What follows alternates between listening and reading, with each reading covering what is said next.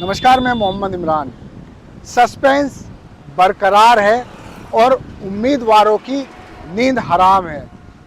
आप समझ गए होंगे किस विषय में बात होने वाली है। दरअसल लोकसभा चुनाव इस वक्त अपने चरम पर है। गौतम बुद्ध नगर, गाजियाबाद, अमरोहा, मेरठ के साथ साथ कुल 9 सीटों पर 26 तारीख को मतदान होने जा रहा है। लेकिन गौतम बुद्ध नगर सीट उत्तर प्रदेश में सबसे हाईटेक सीटों में से एक है और इस सीट पर भाजपा की ओर से डॉक्टर महेश शर्मा हैं, जो कि पिछले 2 बार से सांसद हैं। इसके अलावा सपा और कांग्रेस गठबंधन से डॉक्टर महेंद्र नागर हैं। बसपा ने ठाकुर समाज पर भरोसा जताते हुए पूर्व विधायक राजेंद्र सोलंकी को टिकट दिया है।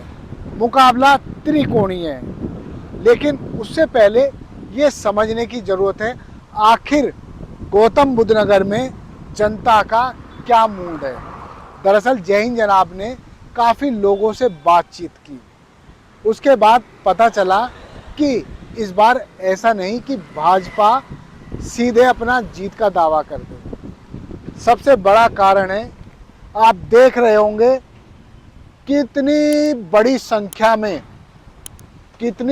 संख्या में बताना चाहूँगा अपने कैमरामैन अविनाश जी से कि दिखाए कितने फ्लैट हैं, अंडर कंस्ट्रक्शन है और कुछ का पोजीशन बिल्डरों ने बायर्स को दे दिया है। ये एरिया पूरा है ग्रेटर नोएडा वेस्ट, ये पूरा एरिया आता है दादरी विधानसभा में।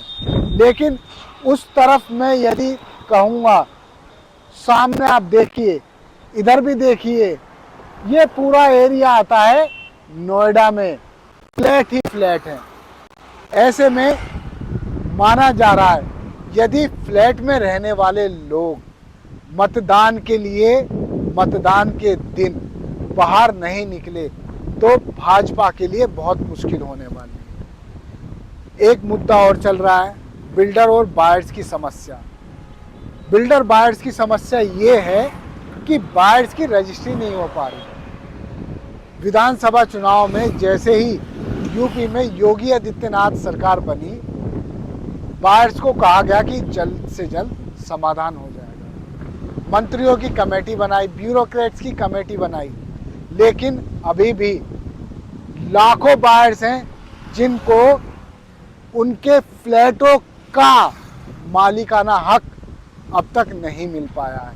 आप समझ सकते हैं, बहुत सोसाइटीज़ के सामने बोर्ड लग चुके हैं, बैनर लग चुके हैं, नो रजिस्ट्री नो वोट। ऐसे में मतदाताओं को घर से निकालना बेहद मुश्किल है।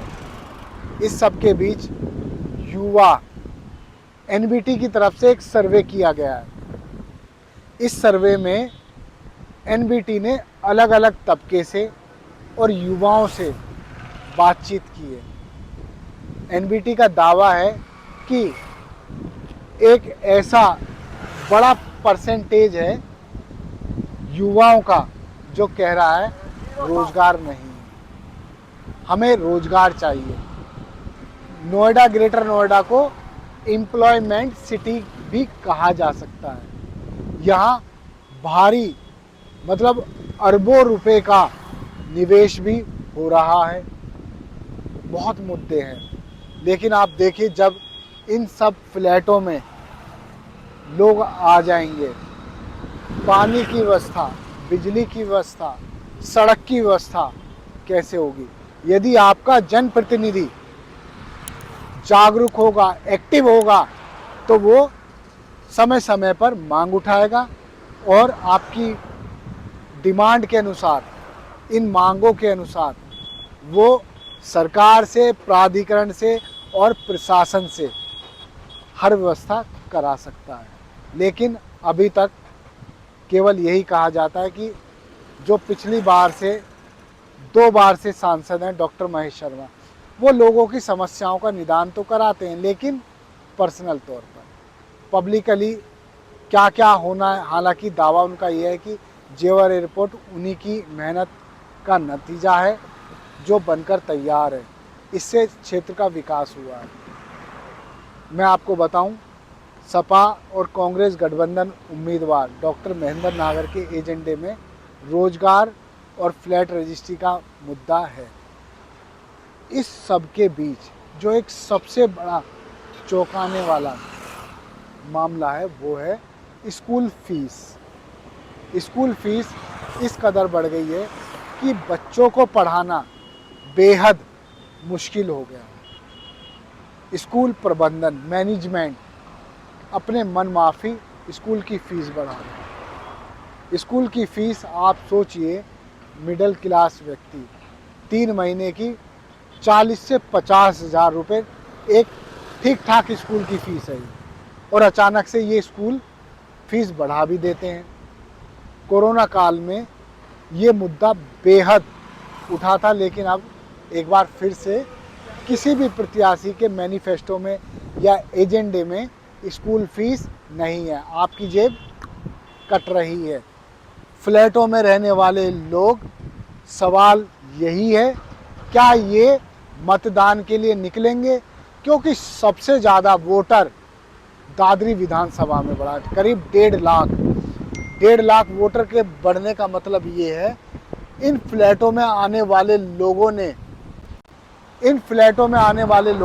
अपने वोट बनवाए हैं, तो क्या वो अपना मताधिकार का प्रयोग करेंगे?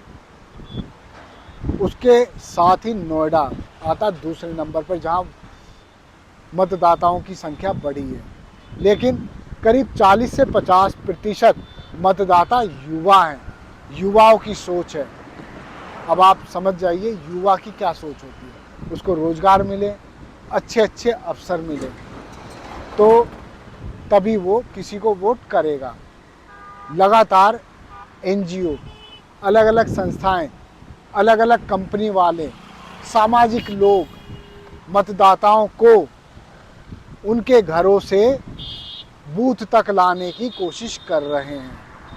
यदि वो सफल होते हैं तो प्रतिशत बढ़ेगा, लेकिन पहले चरण में देखा कि करीब 10% वोट प्रतिशत कम हुआ है।